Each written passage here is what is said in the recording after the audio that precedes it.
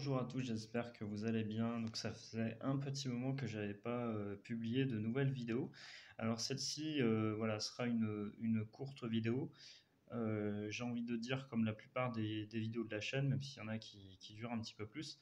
Là, l'idée aujourd'hui, c'est de parler de la formation en apprentissage aide-soignant, puisque c'est quelque chose dont j'avais pas véritablement auquel j'avais pas vraiment prêté d'intérêt parce que moi je suis très centré sur la sélection de concours, enfin de la sélection on va dire classique puisqu'il n'y a plus de concours et donc du coup c'est quelque chose que j'avais un petit peu occulté. L'avantage pour certains d'entre vous de la formation en apprentissage, c'est qu'il n'y a pas, à ma connaissance, de demande de dossier, donc pas d'écrit à effectuer, pas de CV, pas de lettre de motivation ou de projet professionnel. Je pense qu'éventuellement il y a un entretien, donc là j'ai quelques sources sous les yeux.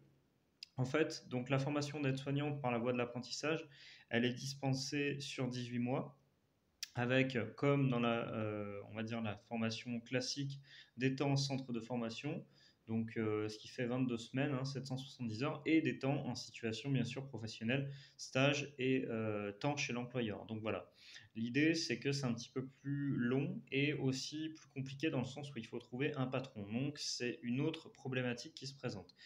D'autant qu'il n'y a pas des places de partout. Ces dispositifs ont été faits dans certaines régions et dans certaines écoles, tout simplement pour pallier au manque de personnel, pour recruter plus vite.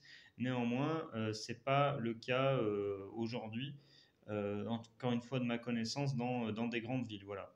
Donc typiquement, demain, vous allez en APHP, vous pourrez pas, APHP, donc à Paris, vous ne pourrez pas échapper au concours. Vous allez à Lyon, pareil, dans des grandes villes, Marseille, voilà, vous pourrez pas faire cette formule-là on va dire, dans Marseille Centre. Par contre, effectivement, bah, si vous êtes dans un coin un petit peu, on va dire, éloigné des grandes agglomérations, des grands axes, et bien là, vous pouvez faire cette formation. Alors après, je vais essayer de vous donner d'autres pistes. Donc là, les objectifs, c'est très classique, hein. Euh, c'est exactement l'idée, c'est toujours de devenir évidemment être soignant. Après, par contre, en tant qu'alternant, vous êtes un salarié. Ça aussi intéressant, sous CDI ou CDD. Et donc, du coup, l'idée aussi, c'est que bah, vous êtes rémunéré. Donc, qui dit contrat dit rémunération. Donc, ça aussi, c'est intéressant pour des gens qui se posent la question, se disent, bah, moi, voilà, je veux pas trop quitter mon travail, ou alors je quitte mon travail et j'aurais besoin quand même d'une rémunération. Et du coup, voilà, c'est quelque chose qui peut être vraiment intéressant. Après, c'est très classique, hein. Au niveau du programme, on retrouve bien les 10 modules avec cette espèce d'alternance, mais cette fois-ci en apprentissage. Les modalités pédagogiques et d'évaluation ne changent pas. Les conditions d'entrée, par contre, elles changent. Mais par contre, alors voilà, là, la source que j'ai sous les yeux, le site ifso.asso.org, il demande voilà, obligation de vaccination. Voilà, schéma vaccinal pour ceux qui se poseraient la question, schéma vaccinal complet pour la Covid-19 est requis pour les étudiants des établissements préparant à l'exercice de professions médicales et paramédicales. En tout cas, c'est ce qui est écrit. Je ne sais pas si ça a changé. Si jamais vous n'êtes pas vacciné, que vous voulez quand même rentrer du coup en école de santé, voilà. Et, je ne dis pas que c'est pas possible pour vous, mais en tout cas, renseignez-vous bien. Parce que peut-être que la source date un petit peu, donc voilà, ça je vous avoue que c'est un petit peu, on va dire, un terrain, on va dire, où je ne sais pas trop en fait ce que ça donne au niveau des vaccins. Mais voilà, en tout cas, moi, les sources que j'ai là, ils demandent quand même les vaccins. Donc voilà.